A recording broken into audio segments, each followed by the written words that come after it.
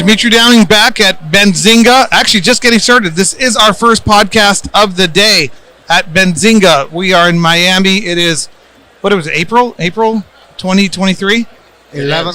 Believe it or not. It crossed my mind that these podcasts will be on some sort of digital platform for 1,000 years. So I'd like to mention what day we are. Dimitri Downing, your host for Mita Unshackled, present with our co-host for the day. Hi guys, George Stanchev, Pure 5. Better, faster, cheaper extraction. George is like the intelligent, like the straight man, the man with all the knowledge. I am just like the comic relief for Mita Unshackled. He gets deep into the nuances of the industry. But we have some pretty cool individuals today. We have Jason and Jeff with us. There's all kinds of people walking by, so don't mind the little smiles and stuff going here left. But Jason and Jeff, how are you guys doing today? We're doing fantastic. Thanks for having us. What do you guys think about Benzinga so far?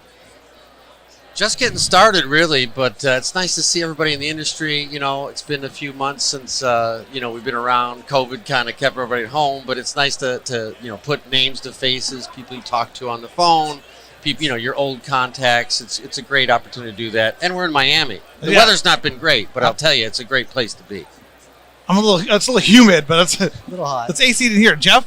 Yeah, it's been great. I mean, just to see all the different vendors and new projects. You got to get your mic a little closer? Yep. There you go. New projects and great seeing some old people that we've run into already, and excited to talk about our new project. He looks like a sportscaster, doesn't he? He has that look like he's right. And he takes a shot. All right. Yeah. So, real quickly, I've known Jeff for years, but I wanted to present him with this on camera because of his help in getting Mita started. He doesn't realize that he was one of the guys who helped get Mita started, backed by his participation in 13, 14, 15, 16. So that is an official Mita necklace here. Thank you very much. You got one of those. I will put it on. You weren't expecting that, were you? No. All right. So very nice. So let's talk about you guys and your latest project and who you are. A 1 minute introduction about your history, Jeff. I know you got a big history in the industry. As you know, I started off in Arizona after 28 years of banking, got into medical marijuana started talking about it in 2012. Put together a group that we thought the state would want, and as we all know, it came down to a lottery and ping pong balls popping out of the machine, and I was lucky enough to win one of the 5 licenses that we applied for. I was the 5th dispensary open in Arizona. Opened one of the first state-of-the-art cultivations in Arizona, and our new project now is in New Jersey.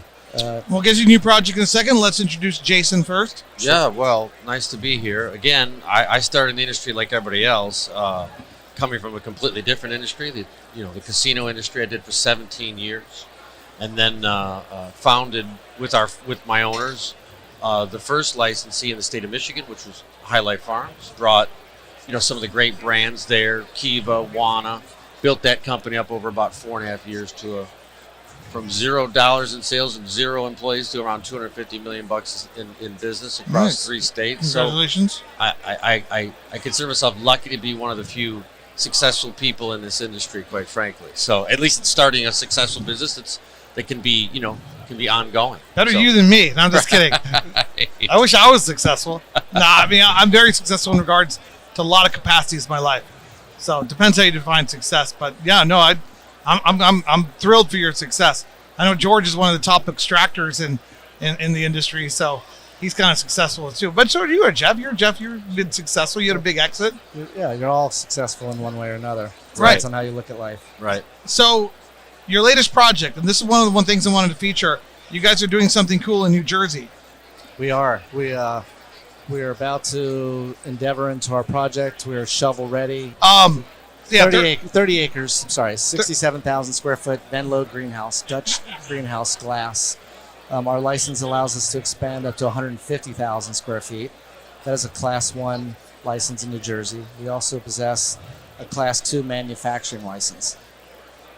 So you guys are doing a manufacturing and cultivation center in New Jersey.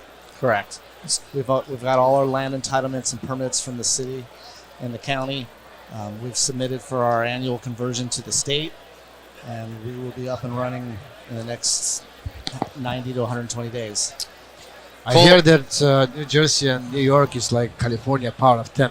Are you guys going with your own brand or We're going to create our own brand, and we're going to do some white label branding for some other brands. Beautiful. White label branding. So this is, what's gonna be cool is I can see like this project like 2 years from now being like a manufacturing hub, and like a, where you guys are cultivating, greenhouse, squeezing the oil, bringing in brands from California that are going to need to be distributed and manufactured in some sort of capacity through the New Jersey system. So this is a great model. Correct. I think that's exactly the point. I think the mistakes that have been made in the past in this business have been people that, went in with, a thick pocketbook and built out a huge cultivation and tried to make money on cultivation. And instead, the focus here is going to be on the production and what we can get out of the greenhouse and extract. What we can get out of the greenhouse, whole plant, turn this portion into, the pre-roll to an infused program. This portion extract into oil and make it into gummies. So everything value added, everything with a gross margin.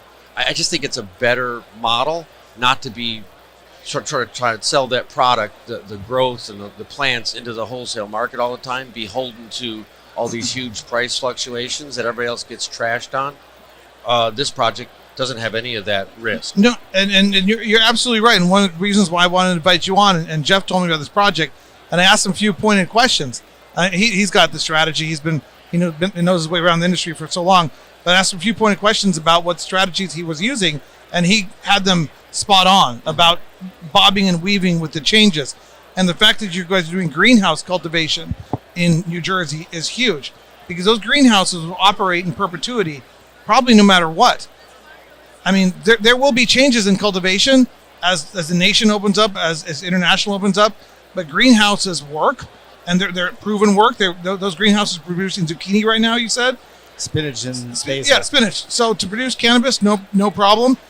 It might be the case that the extracted material for New Jersey cannabis has to come from New Jersey cultivated plants. It may or may not be, but that doesn't matter, because your cost of goods will still be so low that you can use that New Jersey product and you can extract, and because there's going to be regulatory changes. And when people look at projects and the long-term viability, first of all, you need to deal with people who know about these changes and stuff, but also you need to work with people that understand the vision. And you guys could be one of like the big manufacturing centers long-term. I think no matter what, there's going to be distribution through the existing licensing model. So you guys will be that place where people come to manufacture and spread out through New Jersey no matter what. I think it's a great business model. I think if you look at, every other deck that you'll see, or I say every other deck, 90% of the decks that you'll see out there today, they'll say, our mission is to grow the absolute best marijuana in the country. We're going to be the best cultivators of the best marijuana. Just so you know, that's not in our deck anywhere, that we're attempting to grow the absolute best marijuana. We're trying to grow, the attempt is to grow products that feed the rest of these higher gross margin products. The attempt is to grow marijuana that feeds the brand and helps us build value in the brand and in the products that are there. It is not to grow, premium AAA bud and try to sell that at a huge premium. That's not this model, just so that's clear to everyone. Is that the actual facility there? This is the actual land and the actual greenhouse with the head house. That's beautiful, man. It's a good pitch. Vitrolic or something, Sorry, so just off topic, does New Jersey regulatory law allow for tours and stuff? Like for on-site tours and visits? Is a visitor just like Arizona, yes. Yeah, that would be pretty cool. That's the kind of place that you can run around in the wagon and stuff, during harvest. I'm just throwing those crazy ideas out there. Chickens out back and some chickens. Yeah, petting zoo maybe. Yeah. No, that's fantastic. So you guys in the process of raising capital to get this all up and running? Is that where you guys are at right now? We are. We're trying to raise our capital. We've raised half of it so far, and we're looking to raise the other half. Yeah, well, I love it. As I said, I'm going to introduce you to some of my friends. I think New Jersey greenhouses are a smart play. New Jersey manufacturing is a smart play. Indoor, people who are building, there's a lot of people walking around here and elsewhere saying, hey, I have this 50,000 square foot, $20 million indoor cultivation center that I want to build. And I'm like, how long is it going to take you to get return on your investment there? This has long-term viability. which is key for investment. Am I wrong here? I'm not You're absolutely right. I'm not an expert. We've made this comment. I just do a lot times. of podcasts. Yeah, I mean, a 50,000 square foot indoor grow is good for one thing: your ego. That's pretty much it, right? Yeah. If you're looking to make profits, you're looking to build a better company. An indoor grow is very expensive. Let's just call it, I don't know, depends on how well you grow, but call it, $700-800 a pound cultivated cost per pound. In a greenhouse, we're potentially getting it down to around $250-300 a pound, depending on a lot of factors. And it will keep coming down. Correct. So we're not really that interested in. Everybody says, "Well, look, we're getting $2,800 a pound." Well, that lasts today. We know that in this business, but in a couple of years, it's guaranteed to go down. So let's just think about that, and always making sure that we're making great margin on the flower, on the inputs that we're putting into that plant. I think it's very difficult in an indoor environment over a long period of time to maintain any type of gross margin. It just is. No, the greenhouse is the way to go. I mean, especially in New Jersey, anywhere actually. I'd have to think about that one for a second. But Probably almost any state, right? George, what do you think about their project? It's amazing. Really, this state is open for this, and there are only a few licenses. I believe there are going to be 60 dispensaries by the end of the year. So. Yeah, there's 28 dispensaries open and 18 cultivations in the most populated state. 20 dispensaries populated state in the and country. 18 cultivations. And what? So if you guys get this going according to your plans and stuff, and I know there's always delays and stuff, you think you're going to have flower by maybe this time next year or something, or Yes. when's the first quarter 24? First quarter 24. That's pretty quick. Yeah. It's gonna be pretty We should cool. have some products. It's the point of the project, quite frankly. Yeah. You definitely could build a greenhouse from ground up, but buying a pre-existing structure is a little easier to convert to, for marijuana cultivation. A lot easier. We're not beholden to timing in terms of electricity and transformers and all these things Supply that people are waiting chains around for. since COVID. And we're trying to cut all that out and be open very, very quickly. And Come to market while prices are still high. excuse my ignorance, but do greenhouses, I assume they run year round in New Jersey? Is that kind of? They do. It's fully heated and air conditioned to run year round. Well, you guys are set. Let's hope so. That's the point. This is really cool. Yeah. And of course, now I have a new place to send brands to white label because Absolutely. I'm focusing most of my energies Just like we talked about in Arizona. intellectually on brands in the future. Cultivation is great. I'm glad you guys are doing greenhouse. I'm on your side. I'm not a big fan of indoor cultivation. Sorry, the big guys that want to spend a lot of energy on that. Mm-hmm. Big fan of extraction, big fan of manufacturing, big fan of brands. I'm not a big fan of retail. I'm more a big believer in direct to consumer. That to me is like the Amazon model. We need to get there as an industry. There's probably people out there that hear that like, we don't like him, but that's okay. What do the consumers and patients want, right? They want greenhouse product. They want it manufactured properly. I'm sure you guys can be great manufacturers. And long term, because of the way that the state laws work and the way that the lobbying works and all that kind of stuff, that you probably will be a giant conduit for brands coming from California over to New Jersey. This is really cool. We should be friends. And I lived 2.5 years in California. Our facility there was in Desert Hot Springs, California, directly across from Jeters of the world. So I know those guys really well. And that's the one greatest part of this business, I think, is the ability. It's small enough to kind of get to know everybody, right? So even if you feel like a small player, you can end up really knowing some people who are making things happen in this business. So that's been a great part about being in this business. It's just getting new friends and having those relationships all the time. People that love marijuana, love the plant, and love the business, quite frankly. Well, I'll tell you what, since you're using my buddy's extraction machines, which are the best extraction machines in town. Not yet. I just heard about them. You guys are, I haven't written a check yet. Just, give me a minute, right? It's 6 months out, but I'd love to be one of your finders. Because I get brands are trying to move around all the time now. As you know, you've been involved in this for a long time. Yep. And they're trying to find different places, different homes. So get this thing built so I can send people your way. Absolutely. Fast. get it done. So any other thoughts? How do people find out more information? How they get in touch with you? Buy our flyer, unfortunately. I'm going to give Jeff's personal cell phone here in a second. Maybe we can give that out. I'll give it. It's on Go here, ahead, isn't give it out. Yes. Yeah, call Jeff. Anytime. Well, for more information, On the meeting. Back. Oh yeah, Jeff Schaefer, 480-227-9118, and Jeff Schaefer, Jeff, JEFFSCHAEFFER62 @gmail.com. You guys don't have I can put that up maybe there. Is that good, Eric? Cool. What'd you say? Is it on a website too? You guys have a website? Should it be on a website? Yeah, I'll have it up next week. Okay, do you want to give out your email or? Yeah, mine's easy. Mine's jasonpasco99 @gmail.com. Pasco, P-A-S-K-O. PSKO. Okay, great. Well, people know where to find you guys, find out more information about your project. Is there anything else you'd like to drop in? What do you think? You're getting to know them right now on the spot. Honestly, I think that extraction is the fastest way of processing. It's the fastest way to get your money back. So I don't know how many people in New Jersey are growing right now. So the nice thing in the market, so adult use, there's one manufacturing facility open. I've toured almost all the dispensaries throughout New Jersey, and the products are not there yet. Right. Well, let's get going. That's why we're here. Absolutely. What are your other thoughts? Just let's get going. All right. I'm excited to hear about his process, though. I've never. He says aerosol extraction. Can we talk a little bit about that? Yeah, while he's absolutely. here? Yeah, no, What it is. we got time. We got time. I can, say a couple words. So aerosol, this is a non-flammable process that runs a gas through it's a liquefied gas process. It looks like a CO2, but it's much faster than CO2 and happens at subcritical state. It happens at room temperature. We don't overheat the plant.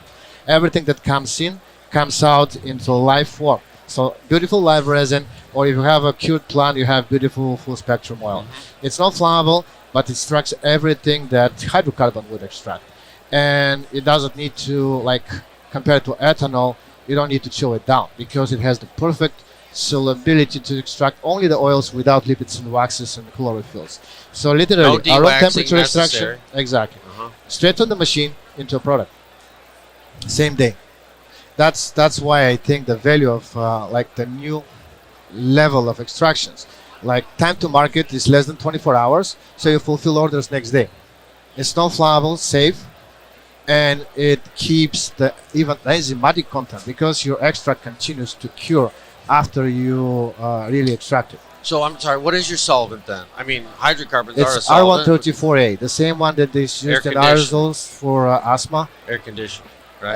And air conditioning. So there are different levels: pharma level, industrial level, automotive level. Right. Interesting. That's why I keep him close because he educates me. He's smarter than me. That's No, hard to believe, no. quite frankly. No, You know what I mean? well, I know, but he's got all this knowledge. We're pulling it out of him slowly. That's Right, but Extracting it. no, he's got that European know-how. You know how it is. How many machines have you sold so far here in the States? By the books, currently at 30. 30? Usually, 130. So 130. 10 years, 25 years in fragrance and flavor markets, and the last 10 years in cannabis. So individual machines are 100. We sold some multiple times, so 130 cells in the machine. Yeah. So he comes from one of those industries that has years of expertise. He brought it into cannabis.